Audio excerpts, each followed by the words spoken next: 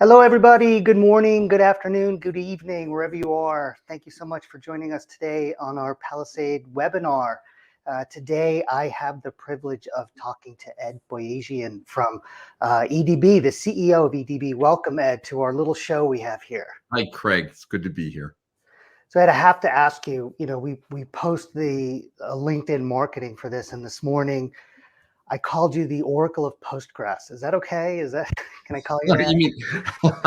Like the Sherpa of Postgres, the all-knower of Postgres. Yeah, I mean, I don't know. The technical team would probably challenge me on that, but I have been here at EDB now. I'm going on my 14th year, and as you know, we've been leading in Postgres since the inception of the company. So I feel like I'm certainly at least one of the most passionate people about Postgres. Well, I love the motto, power to Postgres, right? Because that, I think, today's topic, we're going to talk about breaking free from Oracle and sort of why companies are doing that and how, EDB can help them do that. And I think that's one of the big things that Oracle customers feel powerless, like they don't have control over their technology or their spend or their compliance or what have you. So they are looking for alternatives. So I think that that motto you have there is pretty powerful stuff. Yeah, indeed. And it's, we think about it like a movement. And I think, given how long Postgres has been in the market, how strong the database has become over time, we really do think that there is a big movement to Postgres. So I think that phrase captures that sentiment. So like power to the people, right? Power Indeed. to Postgres, absolutely. So again, thanks for joining us today. One of the reasons I wanted to have you, obviously, you're sort of right in this space where we don't get happy Oracle customers that come to Palisade Compliance, right? We get the ones who are not so happy, right? They're just looking for help. They're looking for alternatives. And I was, when we were talking earlier, I was telling you that I was watching one of the videos that you had posted. And one of the things that you said towards the beginning of it was, are you going to be the kind of person that makes things happen or that lets things happen around you? So why don't you talk about that a little bit, sort of in the world of EDB and sort of Postgres? Like, how does EDB fit into that sort of motto? Yeah, like that's a great expression. By the way, that was a phrase that one of my earliest, when I was in the Army and I was a young Army officer, one of my earliest commanders said to me, was I think the first thing he ever said to me when I was a young second lieutenant, and it really kind of helped define really my future and the way I think about what we do in business. And EDB. I think for people who aren't familiar with the company, we are the leading commercial company behind Postgres, and Postgres is proudly an independent open source project, but EDB has really been kind of at the center of helping drive technical innovation and technical direction in and around the Postgres community. And we see that as our mission. We talk about ourselves as being Postgres fanatics. I came to the company 14 years ago from Red Hat, and so I had the experience of being closely connected with the early evolution of Linux, also a great independent open source project, and felt like we could do kind of similar work here at EDB in and around Postgres. And at our core, we are deep database technical experts in Postgres, capable of writing the gnarliest features and fixing the hardest bugs. So 14, how big was Postgres, how was EDB when you got there? EDB, we were probably, I want to say we were 60 or 70 people when I came here in 2008. I think we're now about 750. And wow. with colleagues and teammates in 37 different countries and customers now all around the world. So we have, in fact, our business is equally split between North America and then, almost half and half between EMEA and Asia Pacific. So Postgres is thriving everywhere in the world. Well, and for full disclosure, when we started Palisade years ago, the technical guys on the team were like, we need a database to run our operations. And I was like, we ain't using Oracle. I'm not signing a contract with Oracle. And I think that's how we all met EDB is we use your product and we run it on AWS, and sort of it runs our operations. So, and it runs, I've never gotten a complaint that I'm glad to hear that. Work. That's good. And I think the other reason we connected, you may remember this, it goes a bit back, but one of the things that we've done in and around Postgres, in addition to working on the core database server, we've added things around that. Notably, we've added technology for compatibility with Oracle, so that for companies, we know the intimate intersection between an application and in particular an Oracle database, and we've helped our customers migrate those apps to Postgres without rewriting the apps with some of the tech we've written. And I'll tell you, I mean, probably something you don't already know, but when we're talking to our clients and they are evaluating, different technologies, and it's very rare that you come across a company that just uses one technology. Like, we just use Oracle database, or we just use EDB Postgres. Typically, they've got a host of different technologies that they're using. And Postgres comes up all the time in every single client. Like, everyone has moved or is moving or is in the process of moving. Some or all are part of their workloads to Postgres, not just because Oracle's so hard to do business with, just because it's a really good product, and it does what they really need them to do. Yeah, I think that's a great observation. Look, when I came here, we set on this mission to be deep Postgres database experts and build a company and a product capability around that. That was okay. Granted, that was 14 years ago, but in that time since, we've been consistently making Postgres better every single year. And if you kind of fast forward and you look at last year, I don't know if you've ever seen the Stack Overflow developer survey, which I think is a brilliant survey because it's a great independent view of how developers think about tech. And I think they surveyed 70,000 last year in 2021. If you look at they kind of surveyed infrastructure software that people like: most loved, most used, and most wanted. They measure those three things, and you put those three things together. Postgres, in the database category, Postgres wins in a landslide over every other database, including some of the popular, more modern specialty databases. So we're pleased with that. I'm sorry, I'm going to take a risk here, because it's funny that you bring up that survey, because before we got on, I said I was going to share my screen with you, and I do want to share. Let's say I've never shared a screen on here, so we are literally. Let's share this window. Okay. I don't know if can you see that? I can see it. That's it. Look at that. Nice job. Come on, and everyone listening, we didn't talk about this. No, we did not talk about this ahead, but you captured it. Yeah, and that carried into the 2021 survey. And so, not necessarily Postgres first in every single category, but combined always comes out on top. Another interesting fact, if you track this survey back to 2017, the fastest growing database in every three: most used, most wanted, and most loved, is Postgres in every category. And I think that's a lot about the tech. I just want to know who put loved around Oracle. That's what I really want to know. Who are those people? Wait a minute. You used to be in that bucket, didn't you, Craig? I mean, in full disclosure. I was there for almost 16 years. Yes. And there's lots of people I love at Oracle. And some of their products are great, but there's just not the warm and fuzzy company where you would say, I love them. Look, I think this is the developer. I think one of the things that's changed around the landscape is development has become, I wouldn't call it a commodity, but I think there's been a commoditization of development, and it used to live in a select domain in IT, and now it's much more broadly distributed. We've made development easier, and I think as that's expanded, people have turned more and more to open source. We know that. And very delightfully towards Postgres. And look, we don't look at that at EDB like we're just beneficiaries of that outcome. We're committed to actually creating that outcome, and that's been kind of a mission and cause for the company since I joined. I think that's another thing I heard you say in one of those videos is be the builder. When you're the builder, you have control over the future here. So, getting back to, and I'll stop sharing that, but getting back to sort of the topic at hand, when a company organization comes to EDB and says, we want to get off of Oracle, we're moving away, we want to supplement Oracle, we want to get, what are their reasons? Like what are they facing that's wanting them to go in a different direction?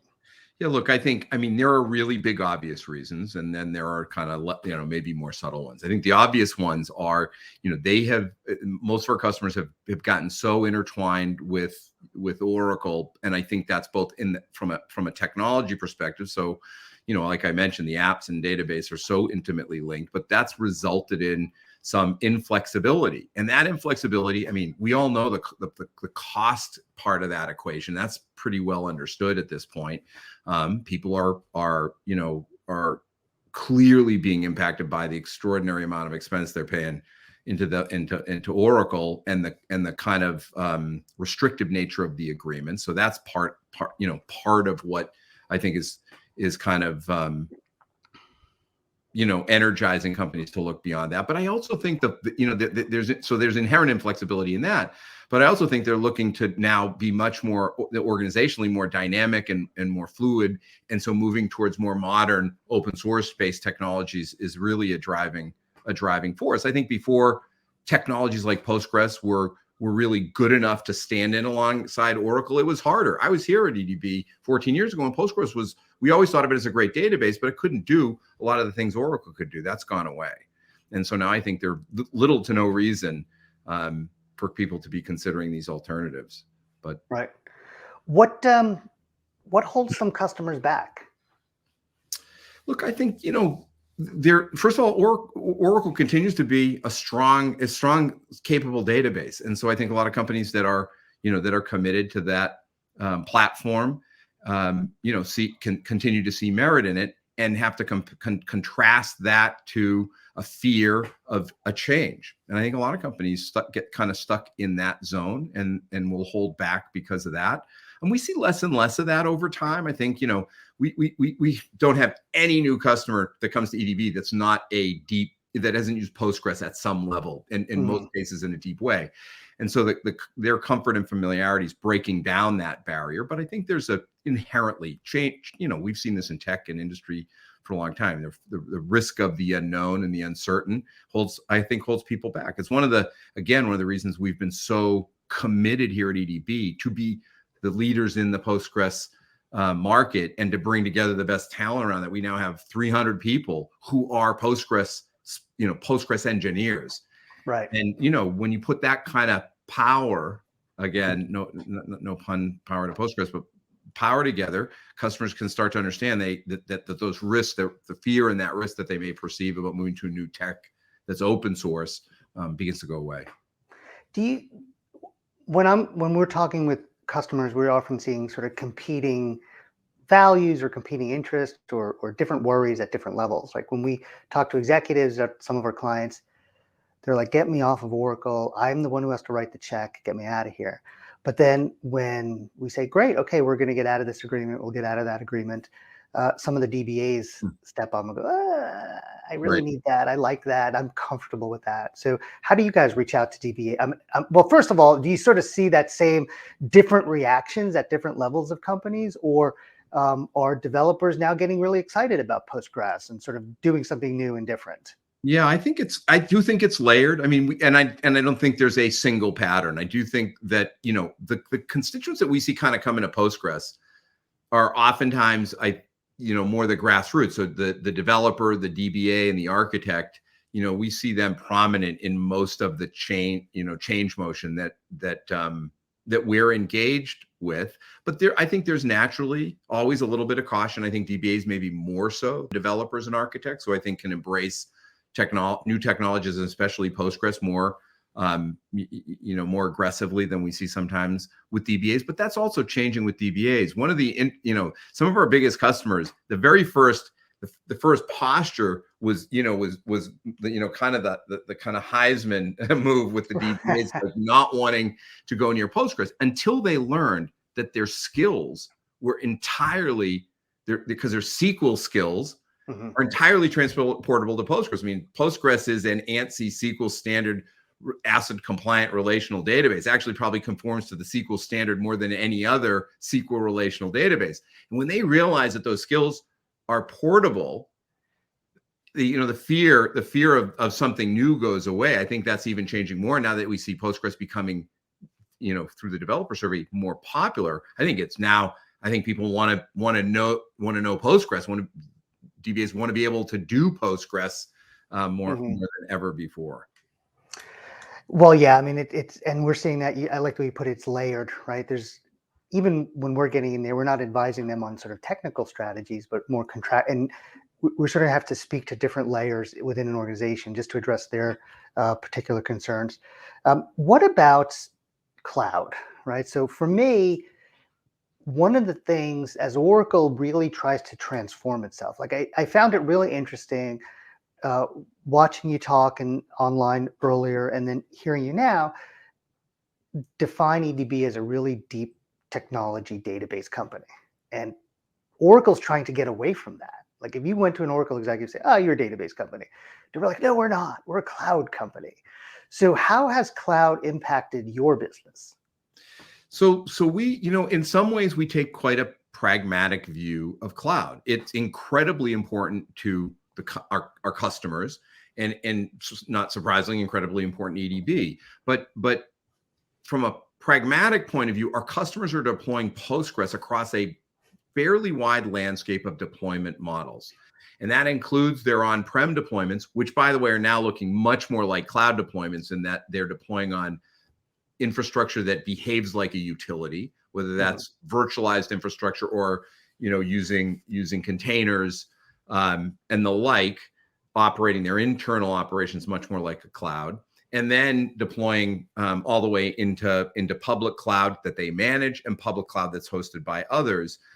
So our customers today use us across that entire landscape, and our goal is to make sure we give them the same Postgres in all of those environments. So cloud has become obviously quite important to our customers. About 40% of our recurring revenue customers report using our subscriptions in a public cloud managed by them.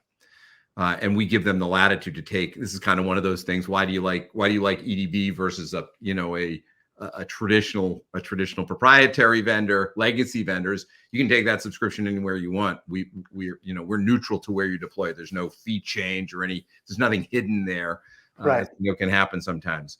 And then in the end of 2021, we just launched Big Animal, which is our managed cloud DBaaS. So now we've given them one more thing they can get from EDB, which is a managed service from EDB in the cloud.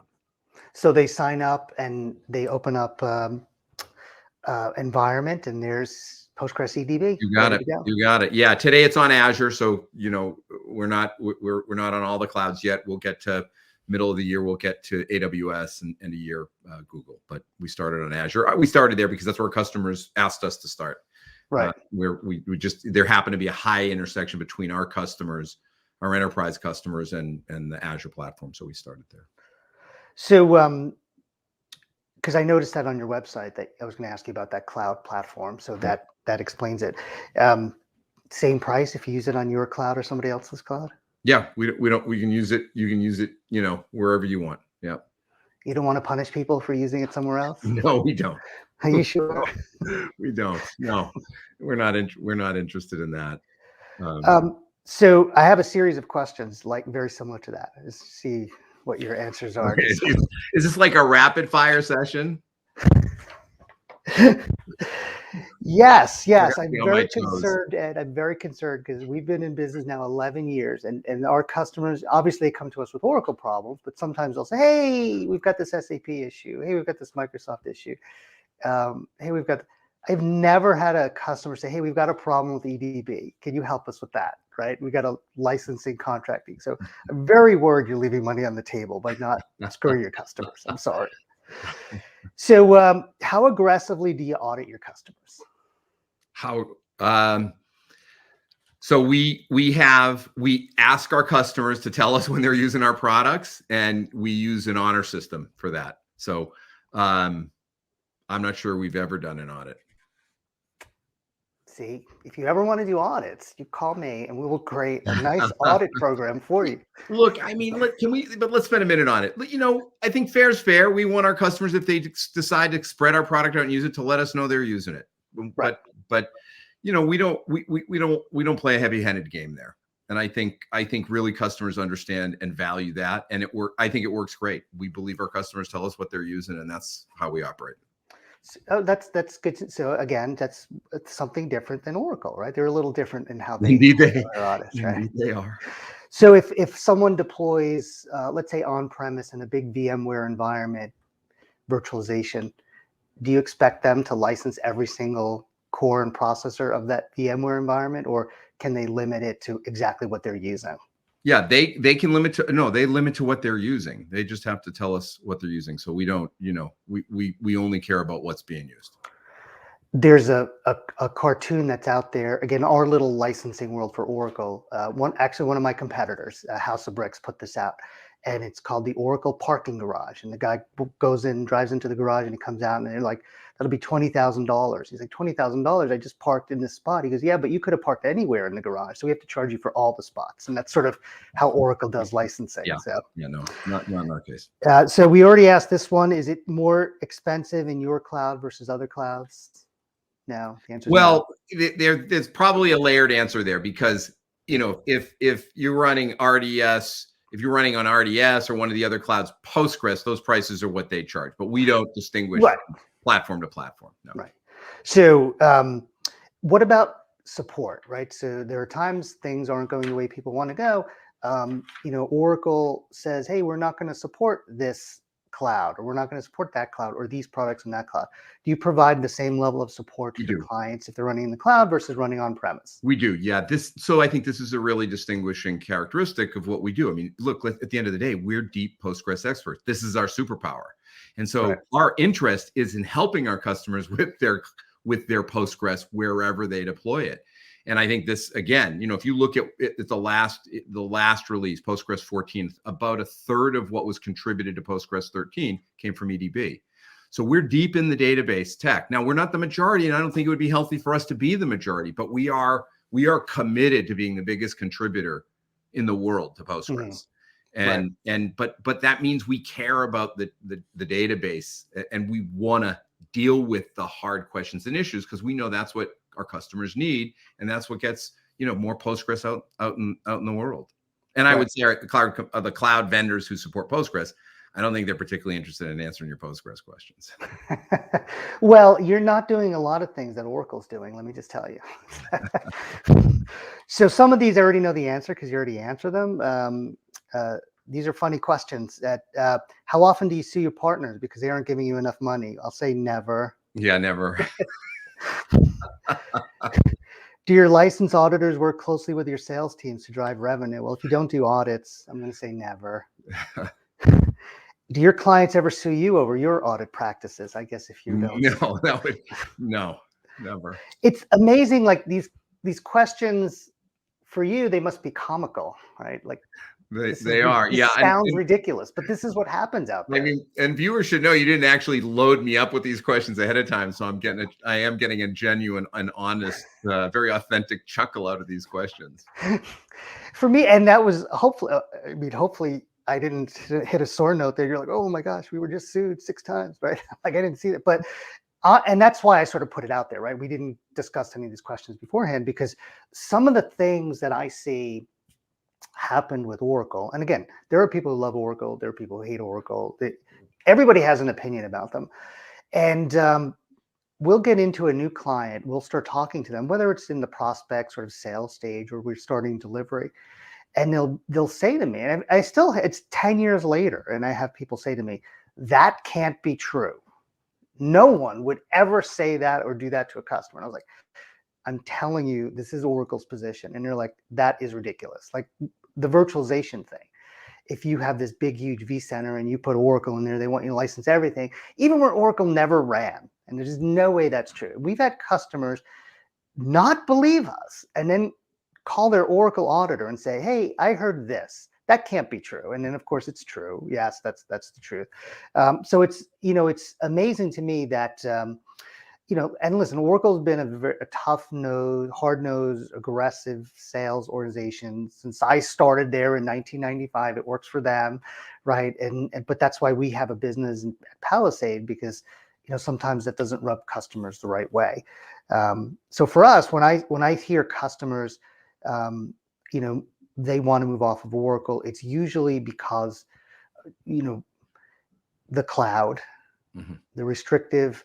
The customer wants to move to the cloud, and it's not even, sometimes not the cost. It's like the Oracle maintenance. Well, Oracle says they won't do this and this, so I can't risk my business in the cloud if Oracle's not, if my database vendor is not going to support me. So it's a functionality thing now, which is shocking to me.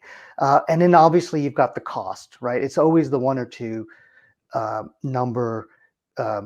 IT spend in an organization is always Oracle. And when you hear Oracle executives talk, their maintenance business a few years ago was $20 billion a year, just in maintenance. And it was 95% margin, right? So it's not even a license fee, right? So, and that goes up by 2 or 3% with inflation. Maybe it comes down as people move into the cloud. And they're stuck with that, right? They can't lower that bill. They can't do anything with it. And Oracle then comes out and says very, candidly, to their credit, whatever you're spending on Oracle today, we want you to spend 3 to 4x in 5 years when you're on Oracle Cloud, right? Because their cloud is 60% margin, their support is 95% margin. So if you just move $1 for support to cloud, they actually make less money, right? So they're as customers are trying to reduce their spend on Oracle, Oracle's trying to triple it or quadruple it, and it's causing real problems. And for me, I look at it and that's what's holding Oracle back, is that legacy database on-prem license and support, which is highly lucrative for them, but they just refuse to give it up and do what customers want them to do. Yeah, I think, look, you said it at the beginning, and I think, those are the underpinnings of what are really driving companies away. I mean, the way we've looked at it is, kind of very pragmatically. I mean, at the most fundamental level, we got to bring a tech to market that is capable of doing all the things enterprises need and want to do. And I think, having been here now 14 years, I can't say that Postgres has come so far and we've made it, so much better in its ability to do that. The contract stuff that you talk about, I mean, it's kind of mind-boggling to me, but because we've been helping customers migrate away from Oracle as long as we have, and I know you and I have talked about this in the past, one dimension of re-engineering things is you've got to figure out how to get applications that are intertwined with an Oracle database off. We've got ways to help you do that, with our compatibility. So you have to re-engineer, you don't have to re-engineer there, you have to migrate there, but you actually have to re-engineer the contracts. And this is the world that you're in. But I actually think about it like that those contracts have such legacy power in the entanglements in the business that they actually have to be re-engineered. We've gone so far on the other end to say, look, our whole mission in life is we want to give you the tech you need, and we want to be easy to do business with. And so, in some ways, Oracle makes it easy because of the layers of complexity that they've built into these agreements, and they, as can weaponize and monetize the contracts. It's a revenue center, the contract itself, and I think that's a tough pill for a lot of companies to swallow. It is we say the Oracle calculator only has a plus button. There's no minus button, right? And so sometimes companies get in distress and they're shrinking, and Oracle says, yeah, but you still have to pay me. I know you only have half the user, half the capacity, or half the whatever, but you still have to pay me. And not only do you have to pay me, but we're going to raise it because of inflation. So you're going to pay me 3% more than you did last year. And that really frustrates companies. Again, great for Oracle, not so great for their customers. Yeah. Yeah. What when you were talking about the re-engineering the contracts, when we're talking to clients and are thinking about moving, we're constantly telling them, in order to move away from Oracle, you need three things. You need a different technology, right? So something to replace Oracle. You need to manage those contracts and reduce your costs. But the third thing you need is guts. You need the courage to sort of do something different, right? Because you're going to have 20 Oracle reps telling you why it's a mistake, and they're going to call your CEO, they're going to call your board, and they're going to do whatever they need to do to make sure or try to make you. And is there anything else besides those three things? I mean, I can't think of anything else that would help sort of, if you have those three things, there's nothing in your way. Yeah, no, I think that's right. I mean, I think our biggest customers who've shifted, and these are now, very large scale enterprise wide Postgres users. I think there was an element of, strategic drive to change, and that intersected the C-suite. I see that as kind of a common theme that it takes, it takes kind of strong commitment at that level, because to your point, and I said it earlier, people are there's always afraid of the risk of the unknown. Right. But I think those are right. I think those are the right things. And obviously, we've made a mission out of making Postgres, putting Postgres in that, just like you've done, and we've pointed a lot of people in your direction because of the contract stuff, which you guys are expert at. All right. So one last question before we wrap up here. If we have this conversation again in 5 years, what are we going to be talking about? Where will Postgres EDB be? Yeah, look, I think a couple of things we'll be saying at that point.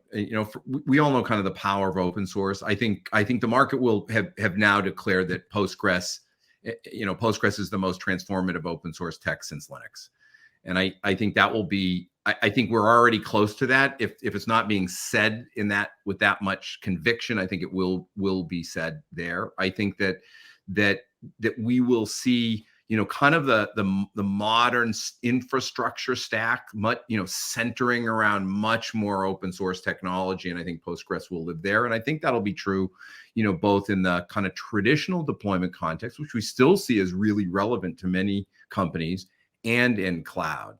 And I think that, that the inherent power and strength of open source will be kind of dominating when we look forward. I mean, I'm not, will we be talking about Oracle in the same way? I imagine we'll be having some conversations about them, but I think, there'll be much less kind of the power broker in enterprise technology than they are even today. It'll be like, remember those guys? Remember when they used to audit their customers? Maybe it'll be the kinder, gentler Oracle, right? They're going to fire their entire audit department and give everyone cost reprieve. And yeah, well, we'll wait and see. If that happens, I owe you a beer. Indeed. Well, Ed, thank you so much for your time today. I really do appreciate it. If someone is interested in Postgres and EDB, what's the best way to try it out? Like, what should someone do? Yeah, you can come to www.enterprisedb.com, and there's a lot of information there. You can get to the Big Animal, which is a great way to try it. We just launched our free trial platform, quick 2-week trial. You could try Postgres there. I think that's a kind of a nice way to do it, and certainly you can come to edb.com and get Postgres if you like. But that's probably the best resource for you. Awesome. And like I said, we use it. We've been using it for years, so it works great for us. Thanks, Greg. Well, thank you so much for your time, Ed. We really appreciate it. Thanks to everybody who joined us today. And, reach out to Ed, get some Postgres. If you're an Oracle user, feel free to contact me and we'll help you out there. Thanks, everyone. Have a great day. Thank you.